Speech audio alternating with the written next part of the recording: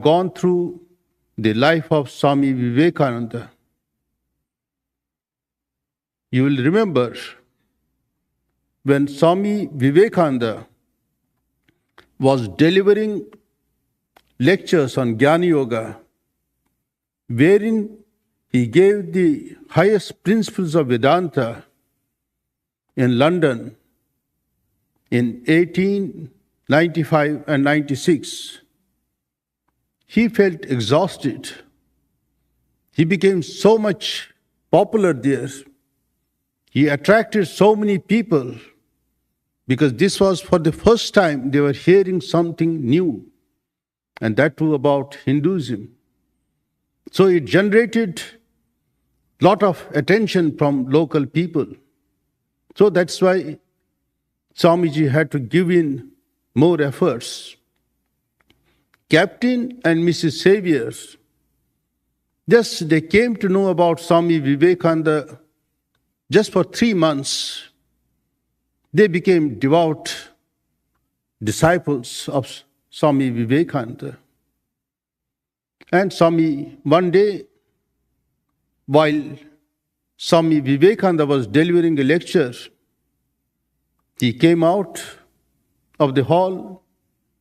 MacLeod was also there. She had gone from America to attend his lectures. And Captain Xavier, he asked Miss MacLeod, "Do you mean what the Swami is telling is true?" She told, "Yes. What he says, he believes and he practices that one." Then he said, "Then I must become his disciple." Then he turned to Mother Xavier, "I hope I have got your permission." She told, "Yes, you can become his disciple." Then she asked his permission, "Do you allow me to become his disciple?" He told, "Yes, you can also do." So they became close disciples of Swami Vivekananda. And they made significant contribution in the movement of Ramakrishna, in the history of this religion. We find so many gurus have got so many disciples. They have served their guru heart and soul. But Captain and Mrs. Xavier, they gave their all. Sister Nivedita, she served her guru. She had no money, but she had intellect. So through intellect, she gave so many lectures, and Swamiji spread the education among women through her. He brought her from all the way from London to introduce education among women.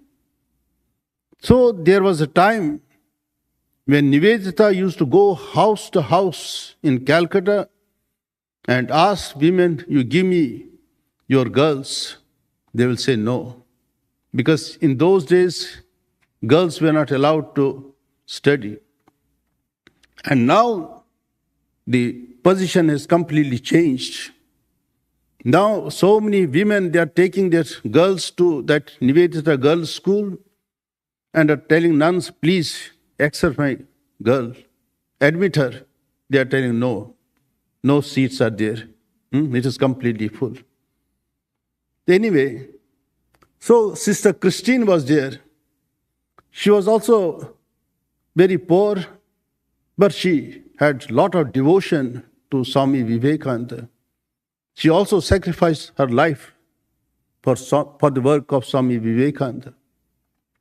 But this Captain and Mrs. Xavier, they gave their all, whole life they gave, their money, energy, love, devotion, everything for the sake of Guru.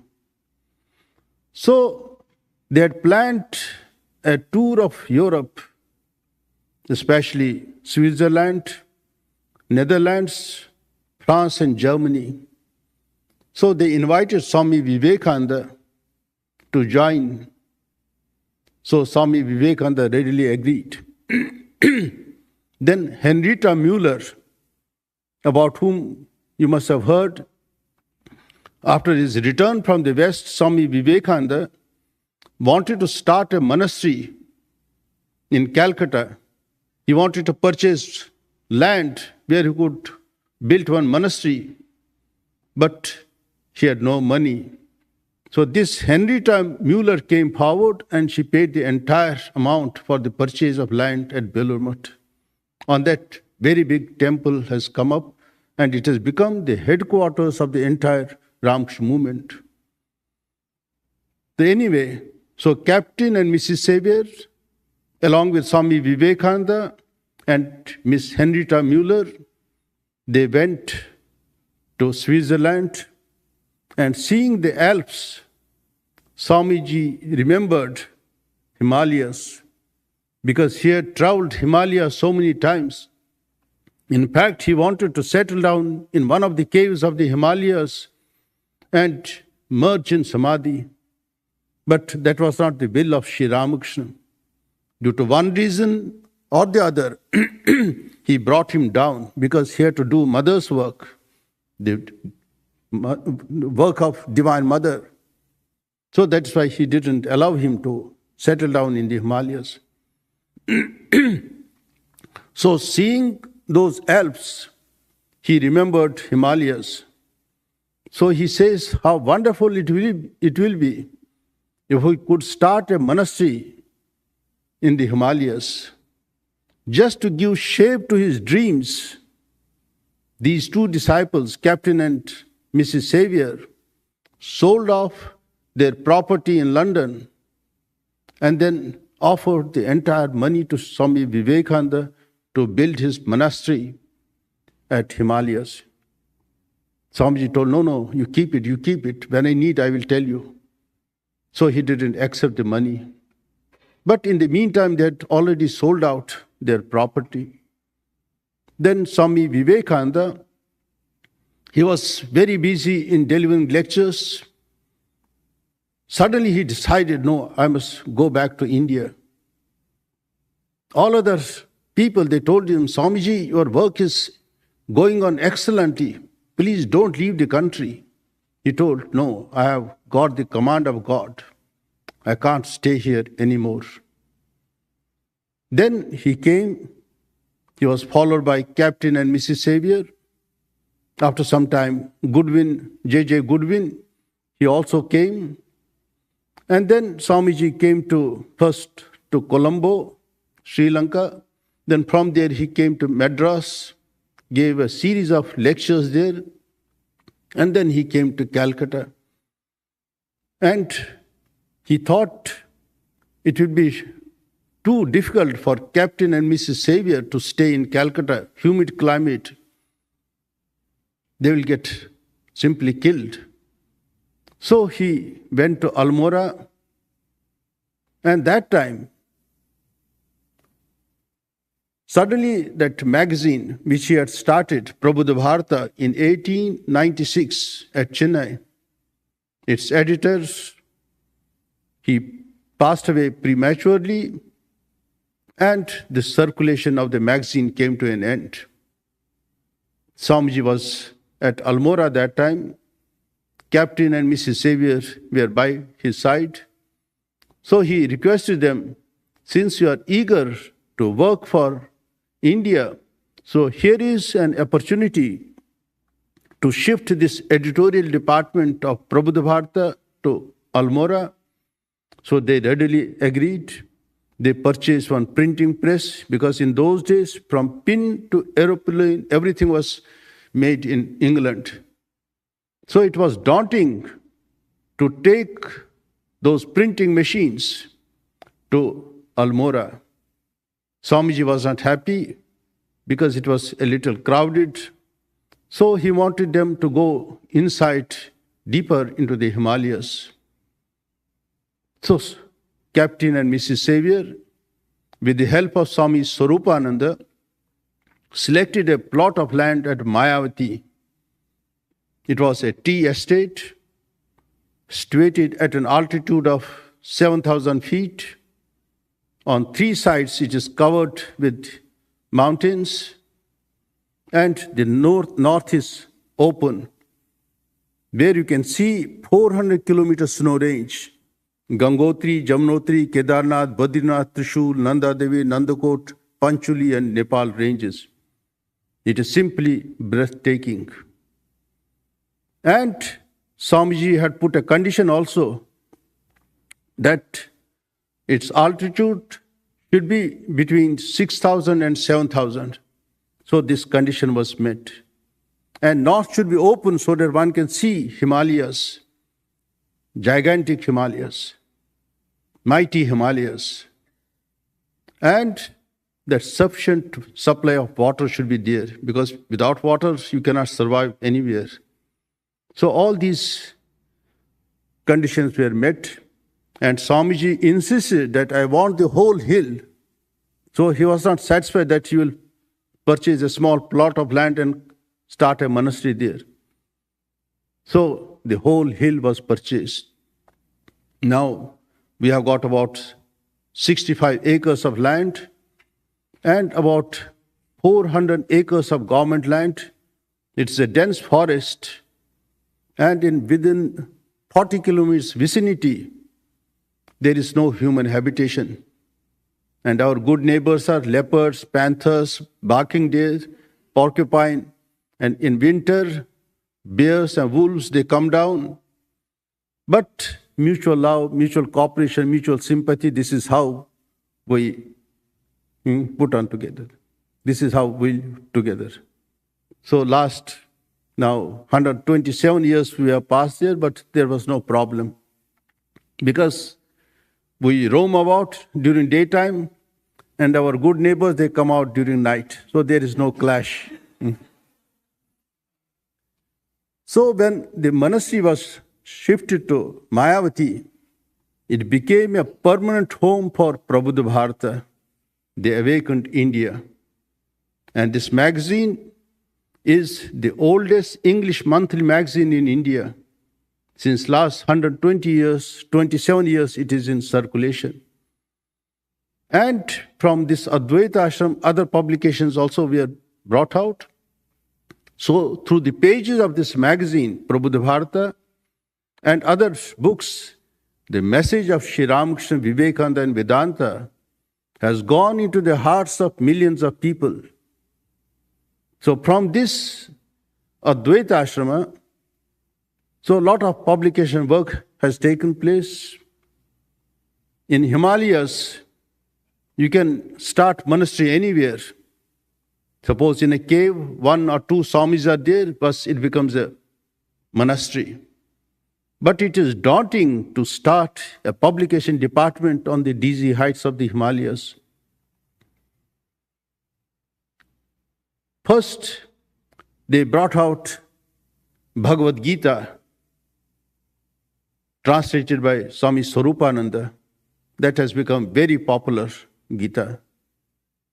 Word-to-word translation and some commentaries there based on Sri Shankaracharya. And then whatever words fell from Swamiji's lips in the West and in India, those lectures were compiled. Whatever letters he had written, whatever conversations he had with so many people, all these were compiled and it was brought out in complete works. First in 4 volumes. Sister Nivedita, she came to Mayavati, at least 4 or 5 times she came there. And it was there she wrote that beautiful introduction which you find in the complete works of Vivekananda in volume 1. It is about, say, 4 pages, and there you will get the essence of his masters and his message. So then afterwards, as and when new material came, we brought it out in additional volumes. Now it is in 9 volumes. Now the whole thing is being enlarged and revised, and it will come out in 10 volumes. Maybe within few months, the whole work will be concluded. And we also bring out the translations of Upanishads then Brahma Sutras, and several commentaries on Bhagavad Gita by Shankaracharya, by Ramanuja, by Madhusudan Saraswati, and others like Swami Ranganathanandaji and many others. Nikhilanandaji, that also we have brought out. And the first thing that was done was to bring out the life, authentic life, and detailed life of Swami Vivekananda, which was written by his Eastern and Western disciples. Frank Alexander, he wrote the initial text. He had flowery language. And afterwards, Swami Virajananda, he took upon himself and then brought out the first volume sometime in 1912. Then afterwards, in 1914, second volume came out, then third volume, then fourth volume. So whatever books on Swami Vivekananda, in any language, in any part of the world you find, take it for granted that it is based on the works published by Advaita Ashrama. Swamiji wanted this Mayavati Ashrama to be a meeting ground of East and West.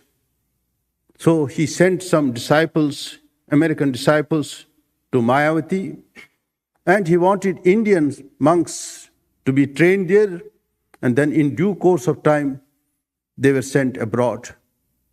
So many, Swami Ashokananda, Swami Nikhilananda, Swami Prabhuvananda, and then afterwards Prakashananda and many others, Sat Prakashananda, Swami Chaitananda, Swami Shantarupananji, they all worked in Mayavati, and then they were sent to America and other parts to preach Vedanta.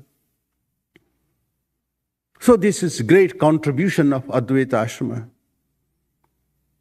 Through it, the message of Vedanta and of Swami Vivekananda and on Sri Ramakrishna were brought out. We also have translated many treatises written by Shankaracharya. We bring out books in English, Hindi, then some in Nepali, and some in Urdu also, and of course in Sanskrit. So this speciality of Advaita Ashram is that in India's 5,000 years of religious life, this is the first monastery which was started by Westerners, Captain and Mrs. Xavier, in 1899. So the first monastery which was started by two Westerners, Captain and Mrs. Xavier. And Swami Swarupananda and other his brother disciples, they also helped him. The second unique feature of Advaita Ashram is Shankaracharya. As you know, he started 4 monasteries in 4 different corners of India, and they're called Shankaracharya Mats. And ritualistic worship is conducted there. Daily, morning, evening, ritualistic worship is conducted there. But the uniqueness of Swami Vivekananda is that after he founded this monastery, he didn't name it after himself or after his guru. He named it as Advaita Ashrama. And he was very specific that here Advaita and Advaita alone will be practiced. So even to this date, no ritualistic worship is conducted there. Offering of incense, ringing of bells, or offering flowers, nothing is permitted. When Swami Vivekananda went there to condole the passing away of Captain Xavier, because that time he was traveling in Egypt, suddenly an intuition came to him that something has gone wrong at Mayavati. He immediately came to Mumbai and then to Belur Math, then heard about the passing away of Captain Savior. So he immediately sent one cable to Mayavati that I am coming there within few days. And it was harsh winter, it was snowing, it was raining. And it took 4 days for Swami Vivekananda to reach from the nearest railway station, that is Katgodam, to reach Mayavati. 4 days he had to walk, climb mountains to reach Mayavati.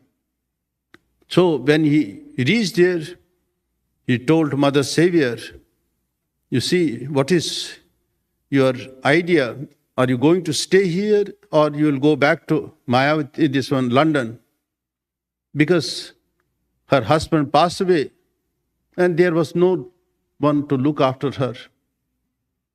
She told, no, you don't worry. I will look after your magazine and your disciples also.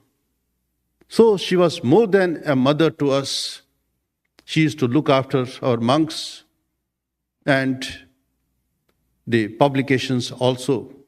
She used to read proofs also, edit them. So that was her great contribution. Then some local people used to come. She used to give them medicines also. Then we had to start in 1903 one charitable hospital. And even now also people have to cross hills and dales to reach this hospital to get free medical services.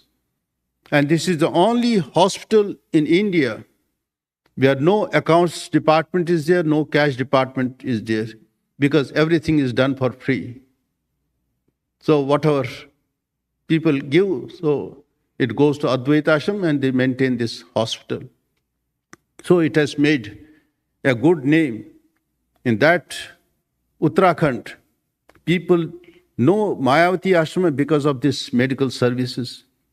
And in other parts of the world, it is known because of the rich contribution it has made to Ramakrishna movement because of its literature. So this is a very, very important center. And we also have preserved the original photographs of Sri Ramakrishna, Vivekananda and Ma Sharda Devi since last 127 years. Now they have become the common property and asset to everyone now. Now everywhere you will find all those photographs. Earlier they were in the custody of Advaita Ashram. So hundreds and thousands of photographs are there. And Swami Chaitananji and from Advaita Ashram we have brought out Sri Ramakrishna, his biography in pictures. Then Ma Sharda Devi, a biography in pictures. Swami Vivekananda, his biography in pictures. And then their disciples, Swami Vivekananda disciples, Sri Ramakrishna disciples, all those books and their photographs have been preserved. And these books have been translated into other languages. So I had the pleasure of working with Swami Ranganathanji Maharaj.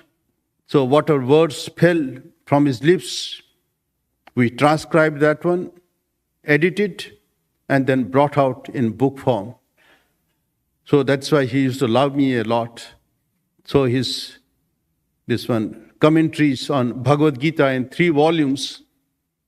So it, like hot cakes, it was sold out. So many editions were brought out. He himself, he told, no, I will go through the proofs. That time he was president of the Ramakrishna order. He was quite advanced in age. But in spite of that, he told, no, I will go through the book once again. And that book has been translated into so many languages. Then I had the pleasure of working with Swami Gambhiranji Maharaj. The most difficult books he brought out when he lost his eyesight completely. When he was General Secretary of the Ramakrishna Mission and Ramakrishna Mutt for a long time. Then when he took retirement, he was made Vice President, and his secretary was given to him and one attendant. So with the help of his secretary will read out that Madhusudan Saraswati's gloss on Bhagavad Gita, then Shankar Bhashya of Shankaracharya, then other books like this one, Chandogya Upanishad, Shvetashatra Upanishad. So all these books he brought out when he had completely lost his eyesight. He was that time in 90s. So it is something commendable, incredible. Swami Gambhiranandaji's contribution towards this one, spreading of literature, is immense. He brought out Prasthanatraya. Prasthanatraya means commentaries on Upanishads, then Bhagavad Gita and Brahma Sutras. In English as well as in Bengali also he brought out. Then he wrote Authentic Life on Swami Vivekananda in Bengali, and then he wrote some stotras also he translated. Then he brought out Mother's Life in Bengali. It seems he had that vision of Holy Mother also that time when he was writing that book, Life of Sharda Devi in Bengali. Then afterwards he brought independently English edition also. Then he brought out the history of Ramakrishna Mutt and mission. And then many other publications. Of course, Swami Nikhilanandaji has also brought out Upanishads and Gita, but he has not written history and other books. So, and Swami Gambhiranji was all along in administration of Ramakrishna Mission. But he had set apart a portion of his time daily, morning sometime, evening sometimes, and he will translate these books. So much work has been done from this ashrama. Swami Vireshwaranji Maharaj, when he was president, he also brought out Brahma Sutras according to Shankara, and then according to Ramanuja. That also is selling very well. And these Upanishads, these books published by Advaita Ashrama, are treated as authentic books. And in many universities, these books are published. Once when I was manager of Advaita Ashrama, one Italian gentleman came and he wanted to purchase 800 copies of Brahma Sutras according to Ramanuja and 800 copies of Brahma Sutras according to Shankara. I was surprised because for one full year, maybe about 500 copies of each book we are able to sell because it is very difficult book. Then I asked him, how come that you are purchasing these books? Have you read Gita? He told, no. Have you read Upanishads? No. Then Brahma Sutras, how you will be able to understand? And you are purchasing so many copies. He told, no, it is not for myself. I have received an order from New York State University. They have prescribed it in their syllabus. So I was simply wonderstruck.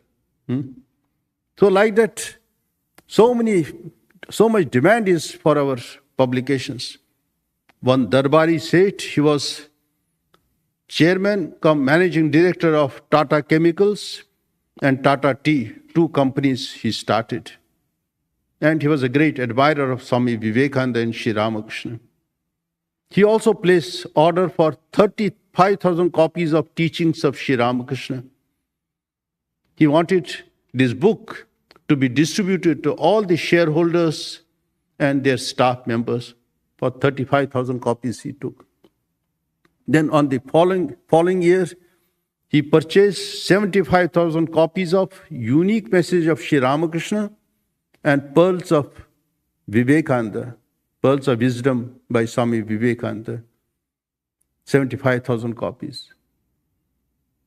So this is that Sri Ramakrishna and Swami Vivekananda, they have got perennial impact on the society. Then one Vankata Raj Zilla, one young man, he was in America. So he wrote to me, Swamiji, you are highly subsidizing that Vivekananda is called to the nation. I would like to subsidize this further. I want you to just charge it only, sell it at 1 rupee. So then how many copies you will be able to sell? I told generally every year about 10,000 copies we sell. Maybe about 1,20,000 copies we may able to sell. He told, okay, I will give you the entire money for one edition, or 120,000 copies. So I publish it.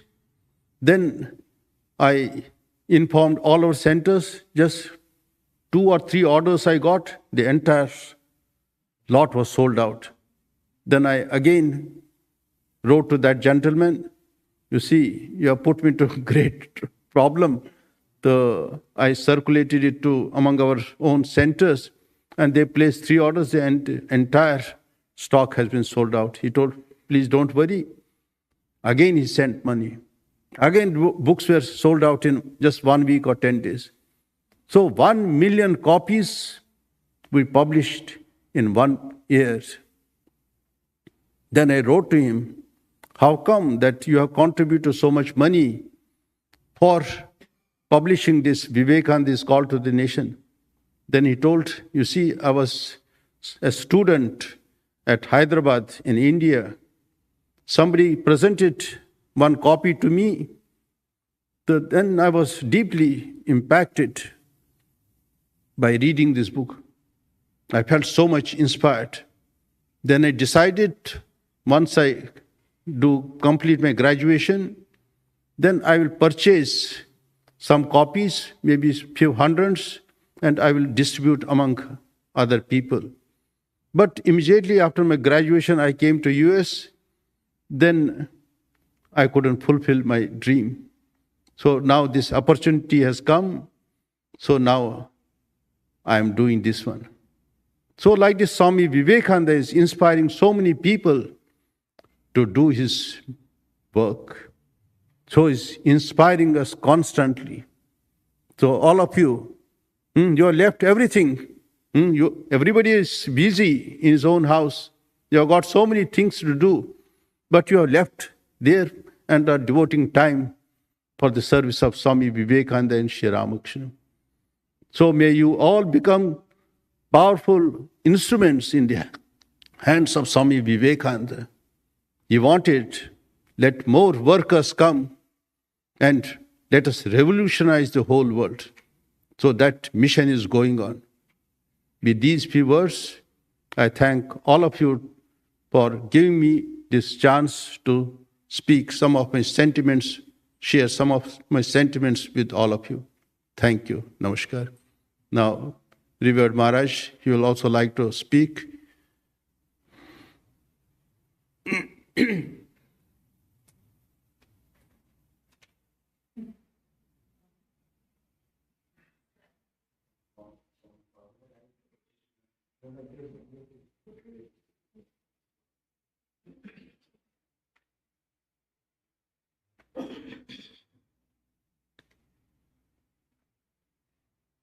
So we are so much absorbed in listening to the impact of Sri Ramakrishna and Vivekananda and how it is working. And we are fortunate to have Swami Bodhasarananda ji with us, who can give, who is a testimony of all these things which are happening. And he was there in the Advaita ashram for 31 years. And he knows 36 years, my God. Some are here, 36-year young boy.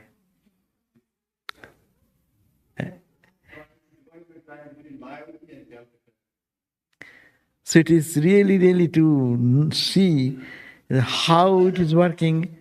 Swami Vivekananda said that it may be that I shall cast off this body like an old worn out garment, but I shall not cease to work.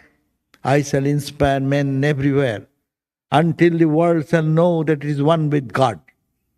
The great mission of Vivekananda. Until the whole world knows that it is one with God. That is the Vivekananda's message. That is relentless work going on, being without the body and inspiring every heart for their reaching the highest truth. And this Mayavati, I didn't know many stories because he is the witness of so much miracles. It is a miracle to see that millions of books have touched the heart of people and they're reprinting again and again. This is the glory of Sri Ramakrishna, and the purpose of coming of Sri Ramakrishna is to flood the world with spirituality, the true spirituality. What is genuine spirituality? Religion and spirituality. Now it is common term. I am spiritual, but I am not religious.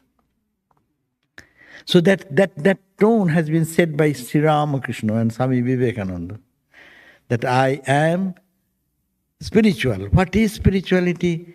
We read the Swami Vivekananda's words, we read Gospel of Ramakrishna, we read Holy Mother's message that gives us the key perspective of spiritual life and how to manifest it in every moment of life. That inspiration is received from them. So this Sri Ramakrishna came just on a different aspect of Sri Ramakrishna's coming is he then, what is his glory, why he came? People, Holy Mother used to say, people talk about Ramakrishna is the harmonizer of all religions. But that is true. But Holy Mother said, no, what is the uniqueness of Sri Ramakrishna is his renunciation. Renunciation means detachment. Detachment to the mundane, attachment to the supreme. And how intoxicating that may be has been demonstrated in the life of Sri Ramakrishna. Any worldly thing he cannot touch. He cannot touch a coin. World has never seen such renunciation. He recoils from any worldly thought, worldly thinking, worldly touch. Swami Brahmananda one day came here, the young boy Rakhal. And Swamiji was talking about Ramakrishna is Antarjami. Yesterday he was telling so beautifully. So here, and Ramakrishna looked at Rakhal and said, what did you do today? I can't look at your face. What wrong thing you did today? He could not remember what he did. He was a very guileless, simple boy. Then afterwards he remembered that he, in the playful mood, talked to his friend something which is not true. And that has caught the radar of Ramakrishna. And she is seeing that no connection with what is not truth. And the renunciation is the greatest contribution of Sri Ramakrishna. And we have to learn that renunciation. Because it is Sri Krishna Janmashtami also. So we are just referring to Krishna. In Krishna's life, Krishna whole Bhagavad Gita, what does it say? Work and detach. Do your work, whatever duty comes. Whatever is to be done, contribute that and detach. Karmani bodhikaraste na ma phaleshu kadachana. Your only responsibility is to perform the work, not at the feet. And it is not mere words. Look at his life. He has so much love in his childhood for the gopis. He's playing, giving love, and so much. He's just a young child. And then when call came to go to Mathura, and these gopis are all crying and weeping, they're lying down in the front of the wheels of the chariot. And so much love, so much emotion. But Sri Krishna, perfect example of renunciation, detachment, and left Vrindavan and never came back. Never looked back, did the duty. Killed Krishna, Kangsha. He did the duty. And then he detached, never looked back. But looking in his life, we can find all the examples that he did the duty, what is to be done, And after finishing that, when the next call comes, just left without any attachment. And its culmination came in the life of Ramakrishna. Krishna has two aspects to, he has to control to establish dharma in the way to unrighteous kings and demons to kill. But Ramakrishna came, the same renunciation and detachment for anything, not looking back to himself, but for the good of others, and then gave up everything. And here is Ramakrishna, only an example of renunciation. And that renunciation is extreme to its degree, which human perception goes beyond human perception. But what we learn out of Ramakrishna? You do your duty and be detached. That is the lesson. And he taught us renunciation. And we are all devotees and monks. Renunciation is not for God realization. Renunciation is a must. But renunciation is external and internal renunciation. Ramakrishna showed that. External renunciation, internal renunciation, such an intensity that anything worldly will repel him. He used to cry, "Oh mother, I am tired of hearing the worldly talks of the worldly people. You send some pure soul whom I can talk." And then came Naren, came Rakhal, came all the young children who are pure in heart and soul. And he gave this message for us, this message that renunciation is not for the monks, but for the all people of the society. It is the internal renunciation and external renunciation. Monks should have both renunciation, external and internal. But what is renunciation? Renunciation is detachment. Monks renunciate, no? But they are in the world. They are working. They are running school. Swamiji told so much stories about the development of the Mayavati ashram and how it started and how it worked in a high mountain range of 7,000 feet height or something, and then taking all the machines from here to there. It is not action. It is not activity. It is not so-called worldly sense a work of establishing a machine in the printing machine in the high Himalayas. Yes, but they needed detachment. So in this life, Ramakrishna came to show that it is householders will have internal detachment. External, he will be in the world. Be in the world, but not of the world. So that is his message. And Sri Ramakrishna stands for extreme renunciation, which we see in the life of Krishna. So Krishna became Ramakrishna. That's the point of him. So now I digress this way to just remember Krishna for a few minutes. Now we have heard that the mission's activity, this Ramakrishna orders activity, started by Sri Ramakrishna himself. He established this Ramakrishna order not by making an association or 501c3 organization, but he created this organization by love, by unconditional love, and inspiring everyone to be spiritual and to find their own spiritual entity inside. So to find that inner reality is the main goal, and these actions have been started for that, to purify oneself, and its benefits should get to the world. Detached activity, not expecting any personal name, fame, power, position, but to do only for the good of humanity. But live in the world in the detached outlook, because when we get identified with anything, we suffer. And that is the cause of detachment. And detachment is necessary because of that. So Sri Ramakrishna in the life taught that principle. Vivekananda lived that life, established this holy organization, and the activities are going on all over. And there's so many centers through so many activities to serve God in humanity, as also detached service. as he said, that in Mayavati there is a hospital and the dispensary. People come, they get service and go away.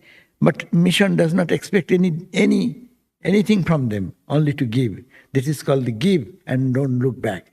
Dao, dao, ফিরে নাহি চাও, থাকে যদি হৃদয়ে সম্বল, অনন্তের তুমি অধিকারী, প্রেম সিন্ধু হৃদয় বিদ্যমান. So give as much as you can. Don't look back. And Anant, you are the source of infinite joy and blessings.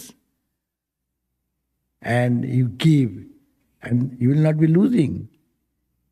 Jeva, who you can give, his drop becomes an ocean. That means little love you give, it returns back as a source of all joy. So that is this purpose of giving. Giving is a gift for oneself, not giving gift for the others. You give little love, your love expands. That is the Swamiji's idea. And don't be miser about giving, because in your heart is God, the ocean of love. And that ocean of love is endless. So give. This giving, this letting things go is the key point of spirituality. Give. We cannot give up anything, rather we hold on to anything. Whatever we do is me and mine.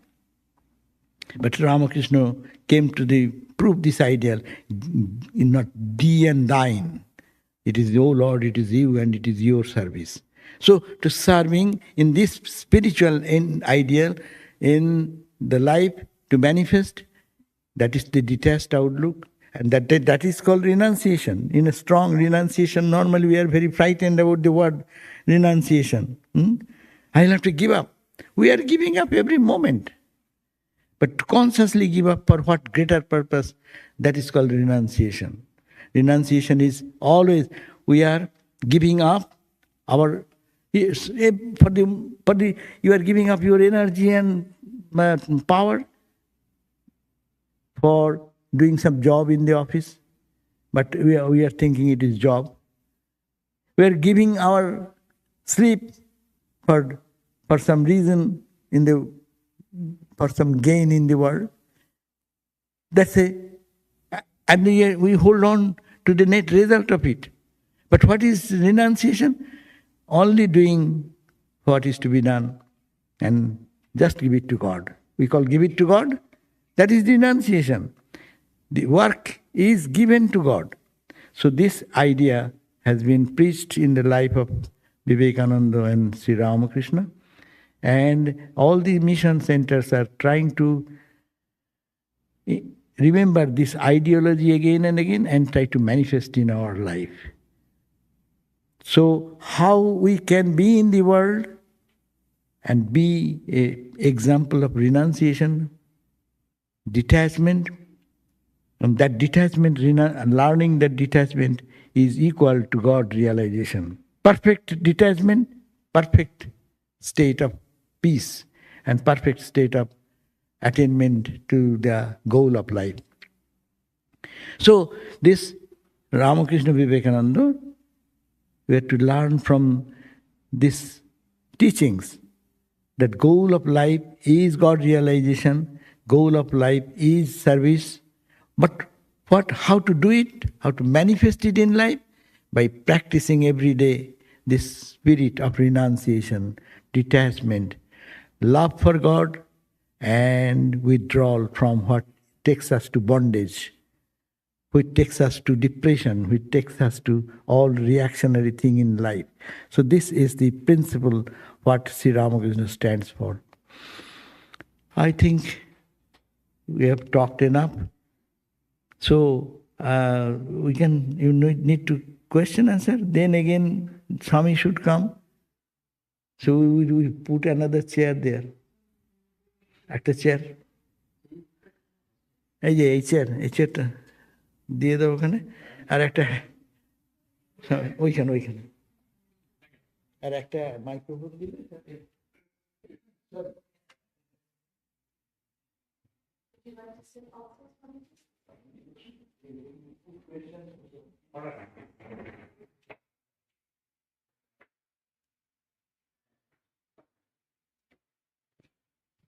So we have a few minutes for question and answer. So if you'll raise your hand, please state your name, ask your question briefly, and if I may, Swamiji, I would like to start. My name is Vani Rao. My question to you, Swamiji, is in the West, we are seeing a generation of young people who are moving towards agnosticism, atheism, nihilism. And my question to you is, what's your recommendation for how we can bring a younger generation, not just to our center, but towards spirituality?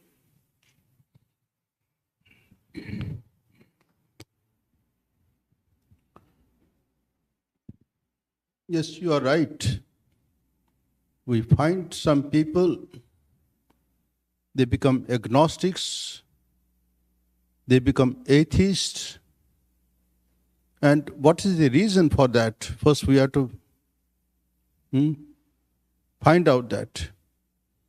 If the parents themselves do not believe in the highest principles of Hinduism, how they can inculcate those in their children. So if they practice themselves, if they have got confidence, belief in the truths preached in our Upanishads, then only they can tell their children also. So whatever it may be, but when these children who don't believe in the existence of God, but when they read Swami Vivekananda's works, they get attracted. Even Swami Vivekananda himself, he did not believe in the existence of God. He used to go to place and ask, have you seen God? Devendranath Tagore, he asked, but he couldn't give direct reply. He told him that your eyes are like of a great yogi. But when he came to Sri Ramakrishna had the strength to tell him, yes, I have seen God. I can show him to you also. And I see God in a more intense way. When I see you, some difference is there, some distance is there. But I see him inside me and in all. And Swami Vivekananda believed it. And whole life he spent. So many young men, they are simply fascinated by the study of Swami Vivekananda because he does not preach about dogmas and doctrines. He gives us giving education, life-giving education, not life-destroying education. He gives us life-building, character-building education. So that's why we are getting an overwhelming response for the books of Swami Vivekananda. Just now I gave you just a couple of examples. How one young man who after reading Vivekananda, his call to the nation, decided, no, when I get first job after my graduation, I'll purchase some books and distribute it among my friends. And then afterwards, he went out of his heart to preach the message of Swami Vivekananda among children. So like this, so many people I have come across who have been simply fascinated by Swami Vivekananda. Netaji Subhash Chandra Bose, he was hardly 14 years old when he came across lectures from Colombo to Almora, that is the Indian lectures which Swami Vivekananda gave after his return from the West. So Netaji Subhash Chandra Bose, when this book came to his hands, He read the entire book. Entire book. And then he was so much fascinated that he came to Swami Brahmananda. He was that time in Varanasi. And he wanted to embrace monasticism. Swami Brahmananji, he told, no, this is not meant for you. You work for the freedom of your country. But entire life, he devoted to the principles of Swami Vivekananda. When he was in Singapore, he used to come late in the night to our ashrama and meet our Swami, discuss with him. And he used to just do some japam also in our ashrama. He raised some money to build one house as orphanage. That work is still going on there. One orphanage we are maintaining there because single parents, many have got single parents, abandoned children, we are taking care of them. So that many young people are coming.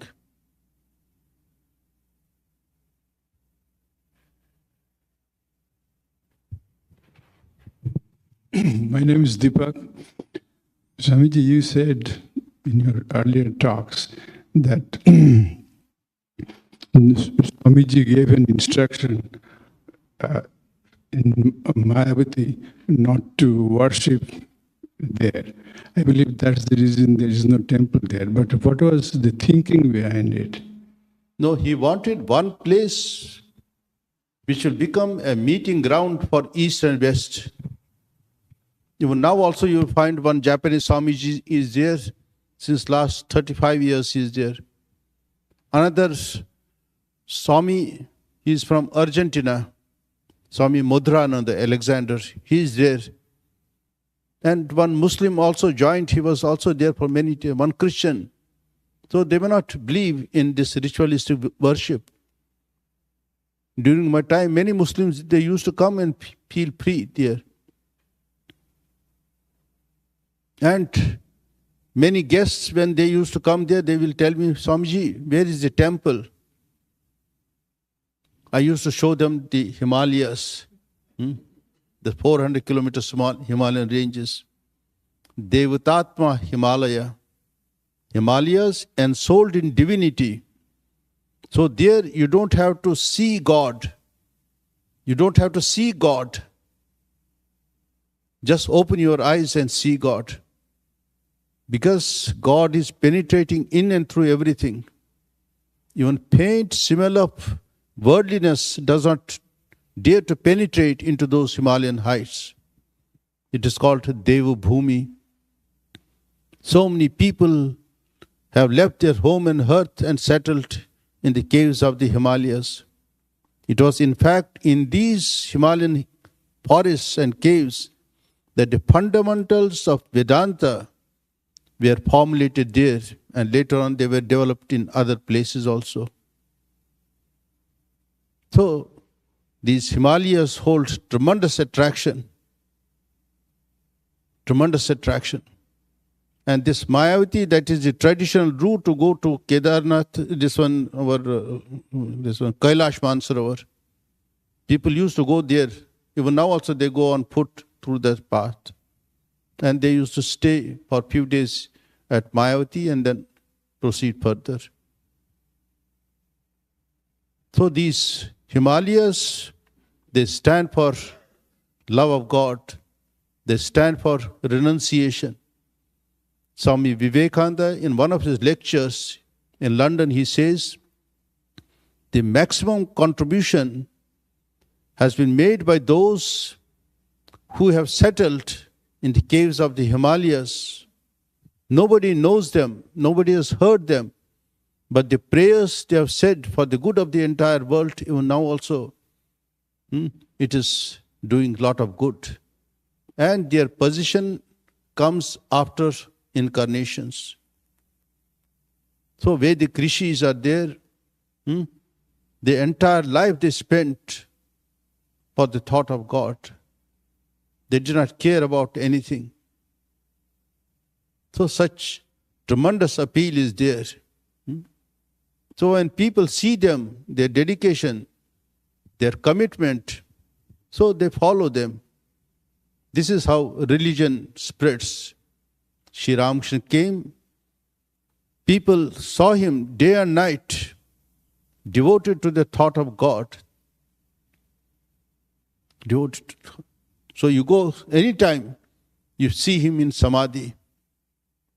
Whenever you go, he is singing about God.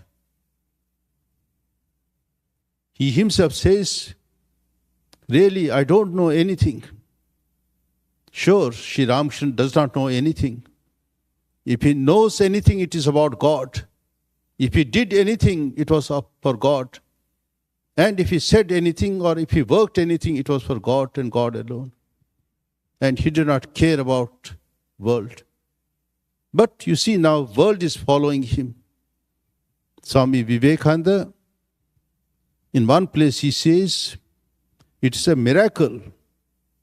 One man who was completely ignorant, who couldn't write his own name,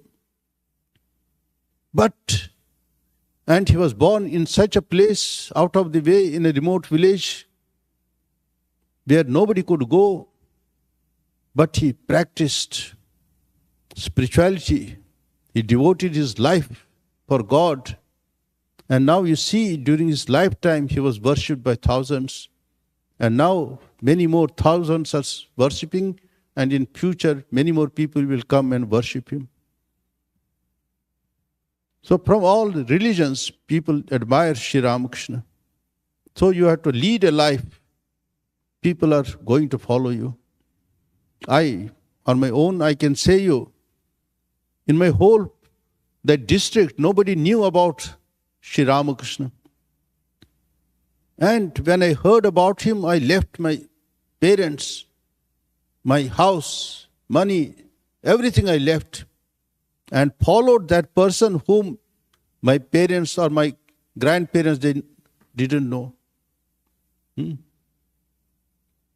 And I knew that my parents, they will look after me. But I followed somebody whom nobody knows, nobody had heard about him. So maybe in my past life, some good tendencies were there, and opportunity came, and I was compelled to leave everything behind. And spent now more than 50 years, I am into this life. So nobody came to convince me, no, you follow this path. So like that, this is how Sri Ramakrishna comes in our life. Just if you have got good tendency, good sanskars, maybe some good actions you have performed in your past life, when an opportune time comes, you will be completely taken away. He will lift you. He will give you everything. And when you lead the life, after seeing you, others also come forward. They get fascinated. They get impacted. They also try to translate those ideas in their life. And seeing them, others also come forward. So this is how religion spreads. This we find in the case of Buddha. After his nirvana, he came to Sarnath. He preached 5 teachings to his 5 disciples. In 500 years, you see the development of Buddhism, how it spread across the continents. Sri Ramakrishna, when he used to talk to his intimate disciples, he wanted that all the doors and windows should be closed. No outsider is there. But you see how his message, it pierced the thick walls of his room at Dakshineshwar and spread everywhere. Now his gospel of Sri Ramakrishna, it is available in almost all the languages, world languages and vernaculars, especially in Bengal, then Bangladesh, Assam and other parts.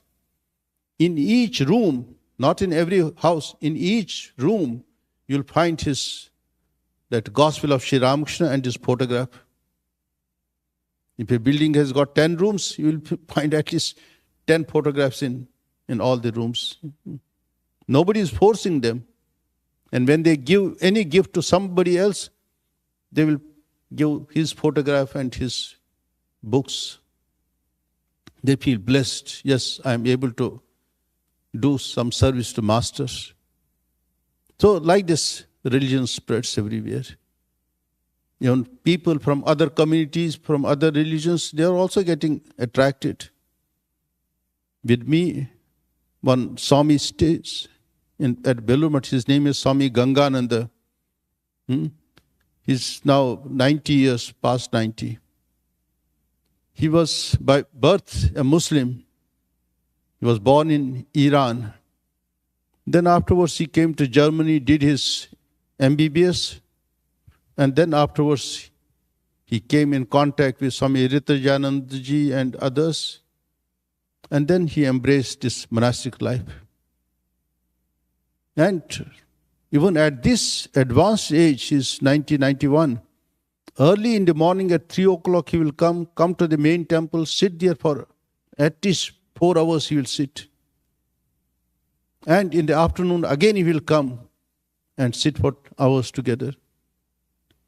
Something he is getting, otherwise why this old man, living his comfort, is sitting most of the time in main temple. So much devoted he is. Okay, thank you. Now it is already 9 o'clock.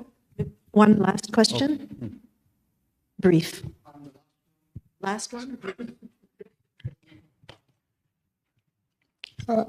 My understanding of my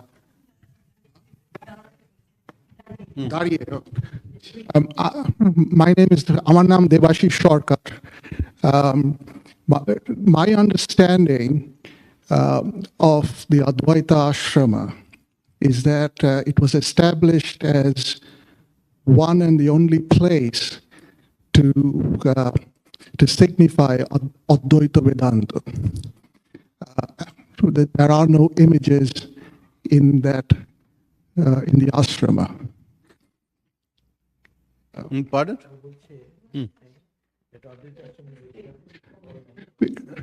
Yeah, it is not a question, it is a comment. Vivekananda told that here Advaita and Advaita alone will be practiced. That is how I understand it. That is the highest philosophy of the Vedas. That is right. That is how I understand it. Thank you. And in Vedanta comes non-dualism, dualism, and qualified dualism. So all these come. So they are supplementary to each other. And Swami Vivekananda told it was left to me to preach this philosophy, that they are supplementary to each other. He himself was a personification of the principles of Vedanta. He lived that life. Okay, I wish you all the best. May all good attend you. No, I have liked this place. If all of you invite me again, I will come. I will certainly come.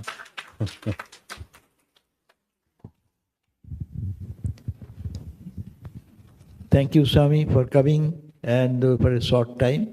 We enjoyed your company 2 days, two evenings, wonderful evening. And this is the very busy people in their activity level. We cannot imagine how much they are busy every day. But to find such time to come in this country and to tell us about all these unknown stories of his own experience, and it's how the Ramakrishna movement is going on everywhere. It's a fascinating ideas. It inspires us, and you always got inspired probably by that. And then with that inspiration, please move on, and then come to center more, do more meditation, prayer, and then be an example to the society. Our prayers for all of you and all of us. Thank you all, and thanks Swami, and thank all of you. So once again, on behalf of the Houston Center and very grateful devotees, Swamiji, you are most welcome to make Houston a second home. Agree? So please keep visiting as much as you can. We benefit from every word. So as a reminder, there is no potluck tonight.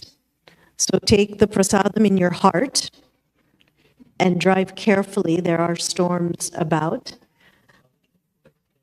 And more importantly, come back. Come back, stay engaged, and help us spread the word and continue the work. Everyone have a great night. Be safe. Remember Durga Puja? 20th of September on Saturday.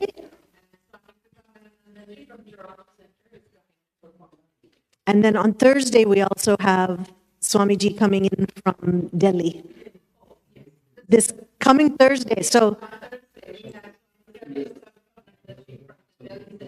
from the Delhi Center. So please, look, keep coming.